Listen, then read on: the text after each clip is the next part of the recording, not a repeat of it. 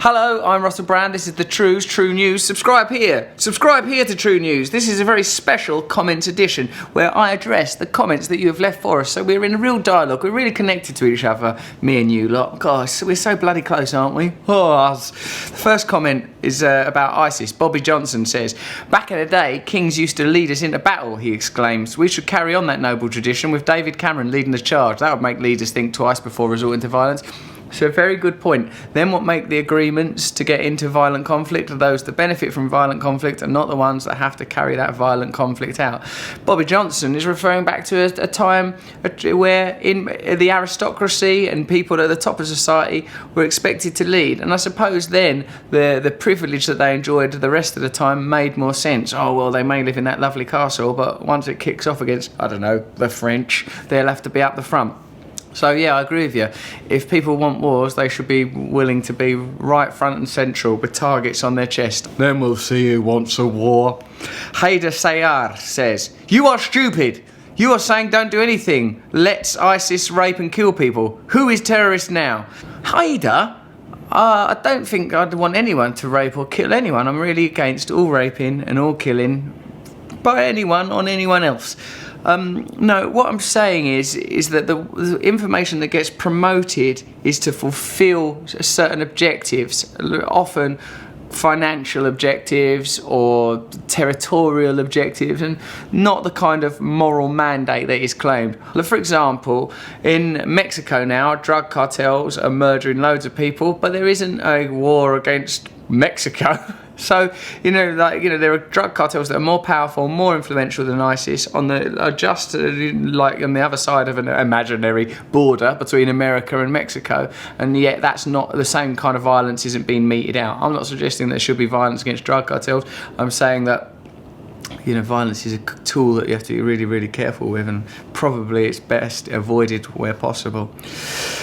Carlos Fandango goes, "An observation, Russell. The people doing the bombing are claiming to be Christians. The people doing the beheading or whatnot claim to be Muslim. As far as I can make out, the atheists ain't hurting no one." I would say that the kind of materialistic and individualistic culture that most of us are feeling sort of lonely and gloomy and trapped by is as a result of us not having any communal myths. I think like these stories, Islam, Christianity and that, at their core are ways of bringing us together, of unifying us. Now what then tends to happen is elites at the top of power structures use those stories to manipulate huge groups of people and saying, "Oh, I've got access to this divine voice.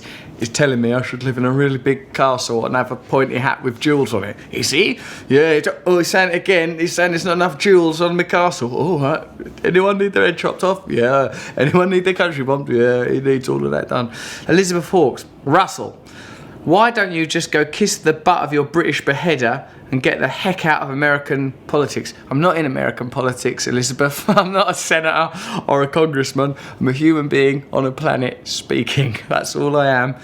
Why don't I kiss the butt of my British beheader? Do you mean that one of them that's from Britain?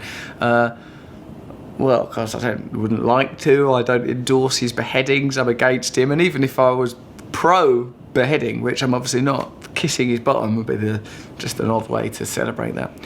Simon Farrell, "Just imagine changing the news story slightly.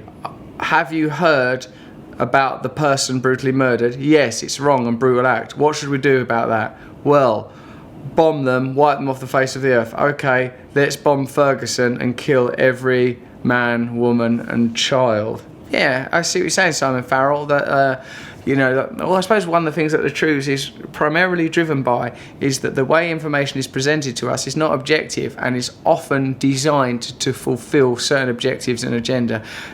What's happening in Ferguson now, again, complex social system, and like we have to have negative beliefs about the inhabitants of Ferguson to avoid condemning state actions there. It's very simplistic and reductive just to bomb places when there's complex problems going on there, and really diplomatic solutions and communicative solutions are the only thing that's going to yield any positive long-term or even short-term results. So I understand it now. Thank you, Simon. James the Mod, "Russell, congratulations on wearing some clothes for this truce. I feel that the less items of clothes you wear, everywhere, the less serious people will take you. Well, we'll soon see about that, James. Great stuff. He's talking about the episode where we talked about politicians not talking like normal people. Mark Hammer says, great stuff. More needs to be said about our politicians and their training with voice coaches, training in public speaking, how never to answer a question with yes or no. This insidious practice is at the heart of all that is wrong with politics.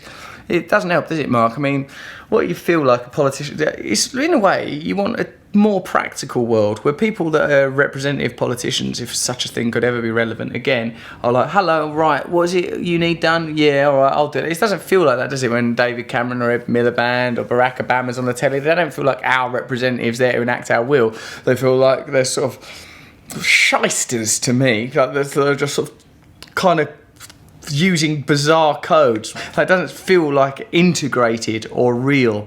I think that's why we like it if there's a sort of a bizarre moment where someone gets an egg thrown at them or they're slapped around the face, because it's a sudden jarring moment of reality enters into a sort of a slick superficial narrative that bears no relationship to the real issues and the things that we all really feel: sadness, loneliness. George Monbiot writes today about loneliness in a very interesting article in The Guardian.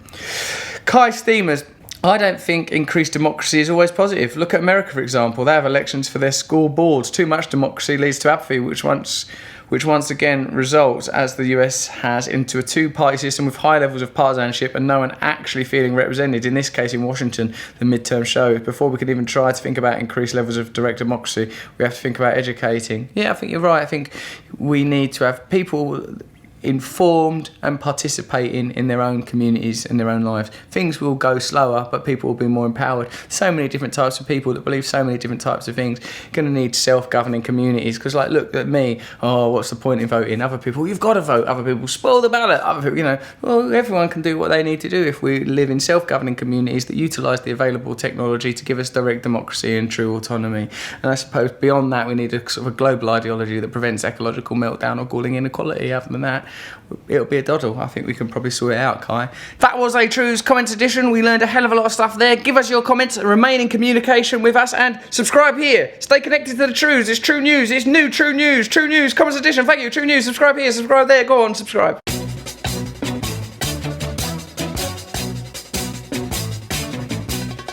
Nose is a tool that is abused to fool you and to leave you scared and confused. Trews is like the nose. If the nose was true, I want some Trews. Let's have some Trews.